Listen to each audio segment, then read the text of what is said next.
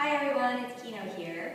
There's a posture called Bakasana B that is a combination of the crane posture and the firefly posture that is a really good way to get into the strength of the shoulder girdle combined with the strength of the core of the body. So it's kind of hard to get into, and that's what I wanted to break down. Now, traditionally you would enter and exit the posture from headstand, but if you just want to try it out to see if you can do the posture, you can put your knee up around the side and walk the other foot forward, and then bend your elbows and sink down, and then see if you can start off here. This is the easiest place to balance, but it's not so aligned, so we really want to press and squeeze that leg into the Bakasana position, and the other one forward.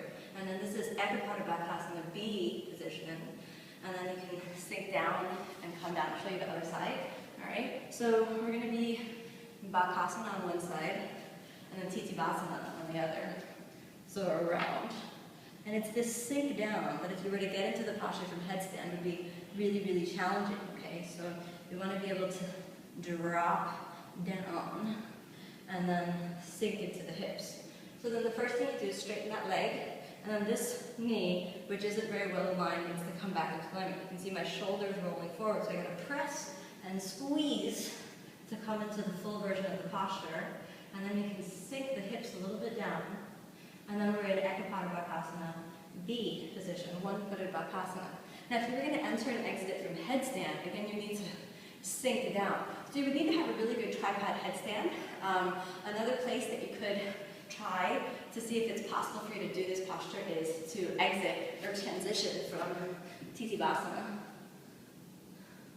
So if you were in the Basana position, you lean to one side, you could sink down and see if you could pause there.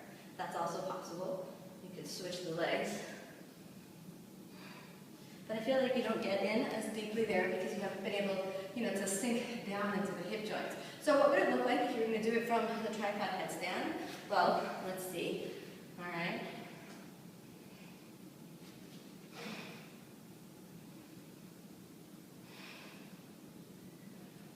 Then exhale down. All right. And then bring that other leg around. And see, this is the place where we sink down, and then slowly we come up. If your hair's in the way, you can do a little hair flip. It might not work, but then you can come all the way into the posture, and then to come back down, head down, and roll the pelvis forward to come back up. And then the other side, we're sinking down, and we're rolling forward, sinking into the hips. Rolling forward, pressing.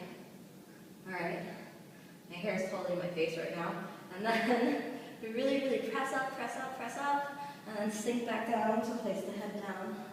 And then roll the pelvis back up.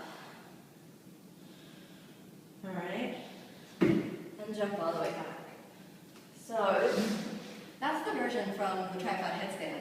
Remember that this is a really advanced posture, Bakasana B, but it can teach you how to get access to your core, drop into the hip joints, and really spread the shoulders. This comes in the third series, so if you found that really, really hard, just go back to some of my other videos on Bakasana position. There's some easier, more approachable arm balances. And remember, keep practicing and have faith. One day the strength will come.